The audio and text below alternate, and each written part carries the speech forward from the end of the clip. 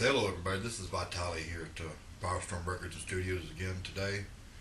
And today we're going to address one of the biggest questions that I get from my Facebook fans, my Facebook friends, YouTube, artists at live shows. The list goes on and on. You just can't believe how many times I get asked this question. And the question being, how do you get your music onto the charts that matter, like Billboard or the indie charts? Well, there's a ton of little so-called websites popping up, music charts that everybody gets on, and they're really not relevant. The two main charts to be on is, of course, Billboard or the indie charts. Well, let's cover Billboard first, because that one's a tough nut. That one is really hard to get on. And the answer is quite simple, actually. Let's assume that A, you've got your music recorded.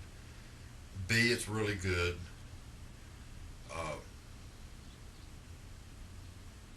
You've got that done. Okay, well then you've got to figure out a way to distribute it. You've got to get a distribution deal or distribute it on your own. It's got to have an ISRC number, and it's got to be distributed in a way that reports sales to Nielsen SoundScan. A lot of people, they run out to like ReverbNation.com or iTunes, Spotify, CD Baby. They put it up for sale. They expect it to hit the charts, and it doesn't go anywhere. Well, there's a reason for that. Like I said, it has to be distributed in a way that will report the sales to Nielsen SoundScan. Once that album starts selling and it's starting adding up numbers, Nielsen reports the sales to Billboard. Billboard is an industry-driven chart based on sales. That's not the only factor, but that is the main factor. So that's the short answer on how. Anyway, like I said, that's the short answer on getting onto the Billboard charts. Hope that explains things to a few of you. Okay, let's go on to the other chart that really matters, and that's the indie charts. And like I said, there's I don't know how many little websites popping up that claim to be some kind of a music chart. Nashville Now, Nashville Country Chart. Well, that's only relevant in Nashville. It's not really relevant to the whole wide world. I mean, the reality is, if it's not Billboard and it's not the indie charts, it's not really relevant to me or you. I mean, they can't help, but they're not the charts. Indie charts, they're a whole lot easier to get onto than Billboard. Assuming that you've already got your music recorded and that they're good. I mean, they don't have to be good. You'd be surprised how much stuff's on the internet or indie charts, Reverb Nation, that's just not worth listening to.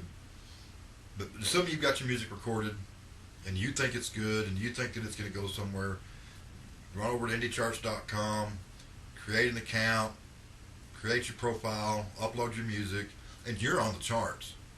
You may be, like I said, down there at 1,000,001, but you're on the charts. The trick is to move up the chart into the top 100, and it can be done. And there are some tricks.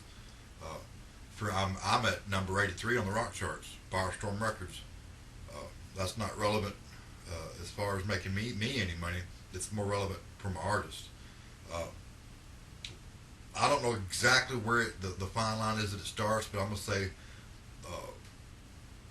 when you break into the top 50, it's when people start taking notice. When you break into the top 25, that's when the really important people start taking notice. But say the top 10 or top 20, that's where